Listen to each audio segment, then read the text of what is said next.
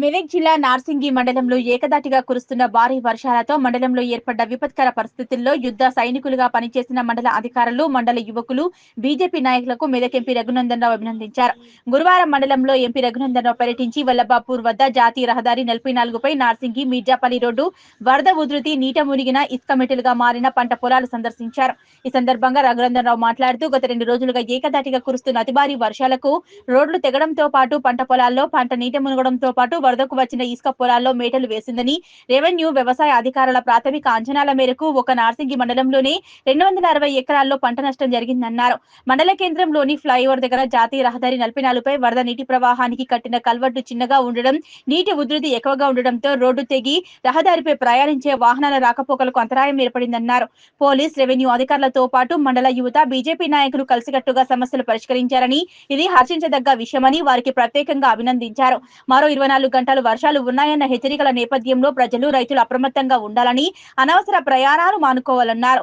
విద్యుత్ అధికారులు విద్యుత్ సమస్యలు తలెత్తకుండా చర్యలు తీసుకోవాలని, ఒకవేళ విద్యుత్ సరఫరా లైన్లు తెగితే వెంటనే సరఫరాను నిలిపివేయాలని, తద్వారా ప్రమాదాలు నివారించవచ్చన్నారు.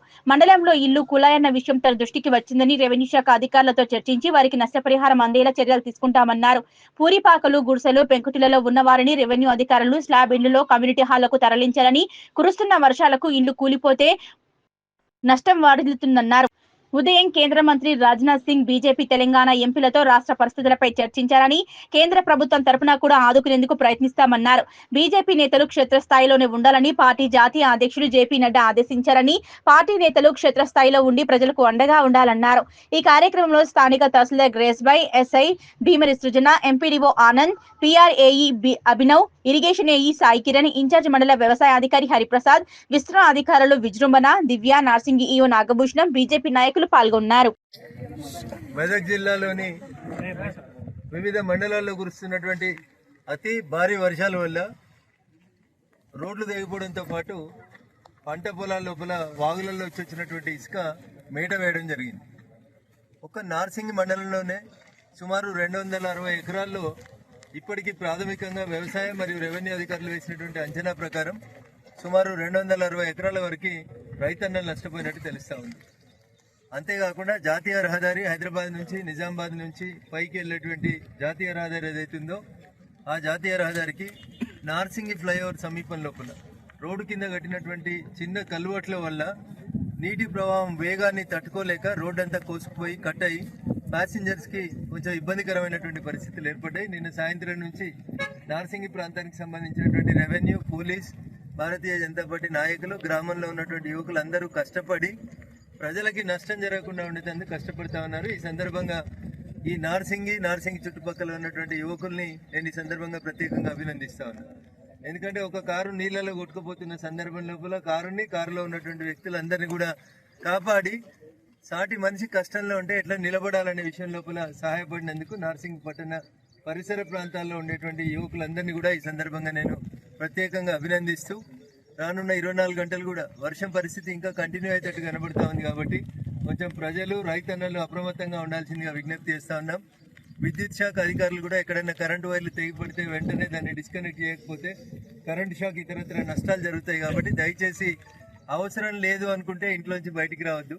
సాధ్యమైనంత వరకు ఇంట్లో ఉండడానికి ప్రయత్నం చేయండి. నార్సింగ్లో ఇందాకనే ఒక దళిత సోదరునికి సంబంధించినటువంటి ఇల్లు కూడా కూలిపోయిందని చెప్పి దప్పు వెళ్ళమనుకుంటే వారి ఇల్లు కూడా కూలిపోయింది. దప్పు లింగంకి సంబంధించినటువంటి ఇల్లు కూలిపోయిందని చెప్పడం జరిగింది. రెవెన్యూ అధికారులతో కలిసి వారి ఇంటికి సరి అయినటువంటి పరిహారం ఇప్పించేందుకు ప్రయత్నం చేస్తాం. పూరిపాకలు, గుడిసెలు, పాతకాలంలో కట్టినటువంటి పెంకుటిన్లు ఏవైతే ఉంటాయో దయచేసి రెవెన్యూ సిబ్బందికి నా విజ్ఞప్తి, ఆ ఇళ్లలో నివాసం ఉంటున్నటువంటి వ్యక్తుల్ని ఆర్సీసీ బిల్డింగ్లకి, కమ్యూనిటీ హాల్స్లకి షిఫ్ట్ చేయండి. కంటిన్యూస్గా వర్షం కురవడం వల్ల ఆ గోడలు కూలిపోతే తిరిగి ఊహించలేనటువంటి నష్టం జరుగుతుంది. కాబట్టి దయచేసి ప్రాథమికంగా అందరినీ కాపాడదాం.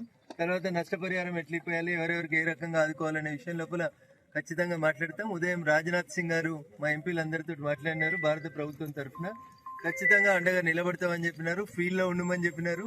భారతీయ జనతా పార్టీ నాయకులు ఎవరు కూడా ఇంట్లో ఉండొద్దు, ఖచ్చితంగా ప్రజల కష్టం వస్తే ప్రజలతోటి మమేకం అవ్వాలని చెప్పినారు. వారి ఆదేశాల మేరకి, నడ్డా గారి సూచన మేరకి ఖచ్చితంగా ప్రతి కార్యకర్త కూడా ఈ కార్యక్రమంలో పాల్పంచుకోవాలని విజ్ఞప్తి చేస్తూ, బీబీపేట చెరువు ఏ నిమిషమైనా తెగిపోతుందని పోలీసు వాళ్ళు, ఇరిగేషన్ అధికారులు అలర్ట్ చెప్పినారు. నస్కల్, నందగోకులం, అదే రకంగా రాంపూర్ అనేటువంటి 3 గ్రామాలకు సంబంధించినటువంటి ప్రజలందరినీ కూడా సేఫ్టీ ప్లేస్ తరలించేందుకు ప్రయత్నం చేస్తా ఉన్నారు. చుట్టుపక్కల రోడ్లన్నీ తెగిపోయినాయి. అందుకని ఆ కార్యక్రమంలో పాలు పంచుకోవడానికి నేను అటు వెళ్తా ఉన్నాను. ఎక్కడి ప్రజలు అక్కడ కొంచెం అలర్ట్ గా ఉండాల్సిందిగా సవినయంగా విజ్ఞప్తి చేస్తా ఉన్నాను.